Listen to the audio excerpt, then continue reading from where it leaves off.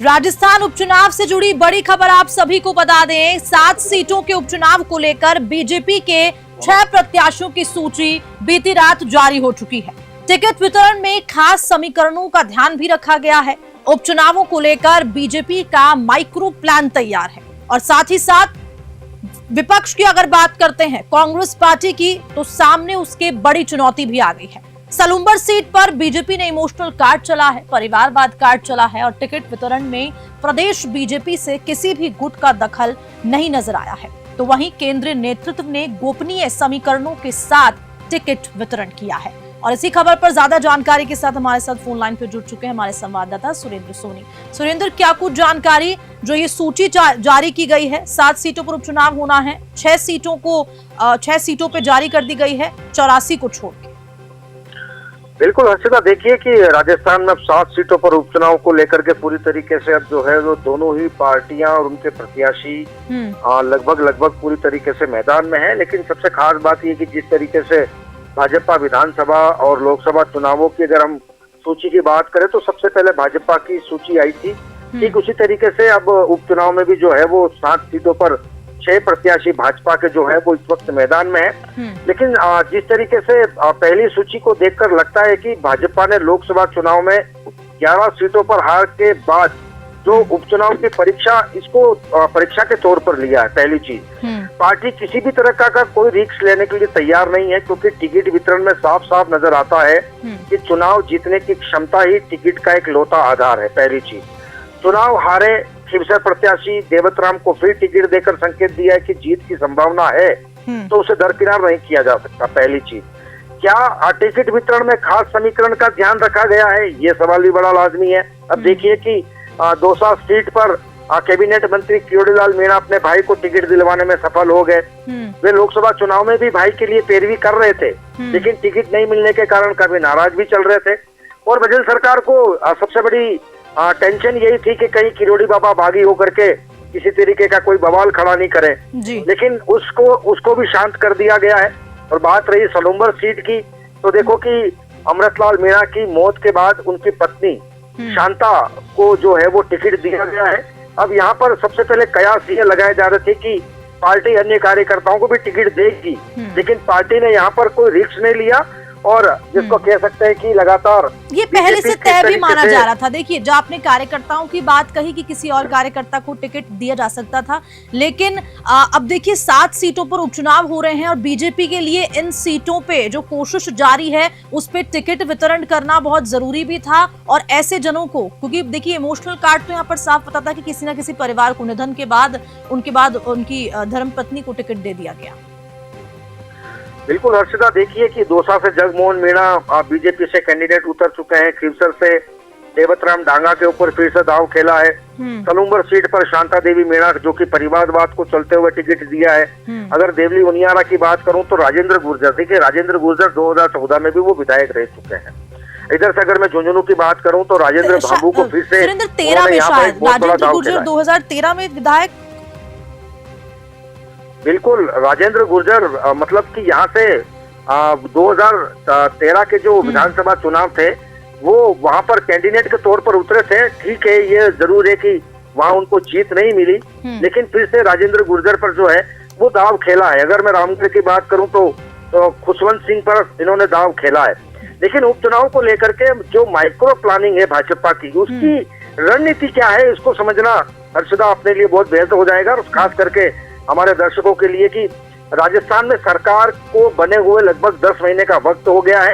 इस चुनाव में हार जीत से पार्टी का प्रोफेशन ये बनता है कि भजनलाल सरकार, सही मायने में कहें तो ये भजनलाल सरकार के लिए बहुत बड़ी परीक्षा है।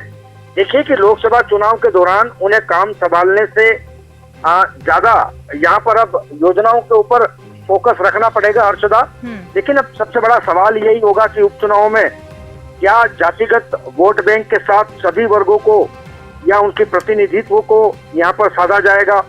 गुर्जर के स्थान पर गुर्जर, जाट के स्थान पर, देखिए अभी हर्षदा हमारे सामने हरियाणा के चुनाव भी हुए हैं। अब यहाँ पर देखिए कि गैर जाट वोटरों पर बीजेपी ने फोकस किया, तो कुल मिलाकर के यही है कि अगर कटेंगे तो निश्चित तौर पर यहाँ पर बटना लाजमी होगा।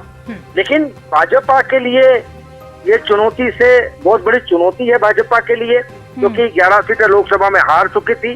तो निश्चित तौर पर अब ये 7 सीटें जीत करके कहीं न कहीं बीजेपी जो है वो अपने प्रोफेशन या यूं कहें कि उनके जो कार्ड वगैरह बने हुए हैं, चाहे वो सरकार की योजनाओं को लेकर के हो या इसके अलावा सरकार के कामकाज को लेकर के हो। सुरेंद्र, 84 विधानसभा सीट पर देखिए मुकाबला बहुत दिलचस्प है, तो इस पे अब तक क्यों नहीं प्रत्याशी घोषित किया गया? क्या कोई कंफ्यूजन चल रहा है पार्टी के अंदर?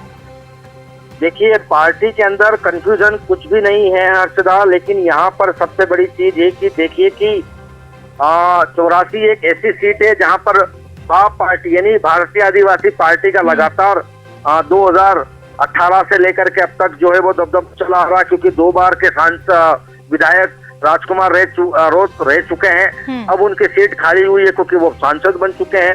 अब अगर इन 5-6 सीटों की अगर हम बात करें, और खास करके देखिए कि हॉट सीट 84 रहेगी, क्योंकि बीजेपी के पास अब बाप पार्टी का क्या तोड़ है, क्या रणनीति बनाती है, ये बड़ा महत्वपूर्ण होगा।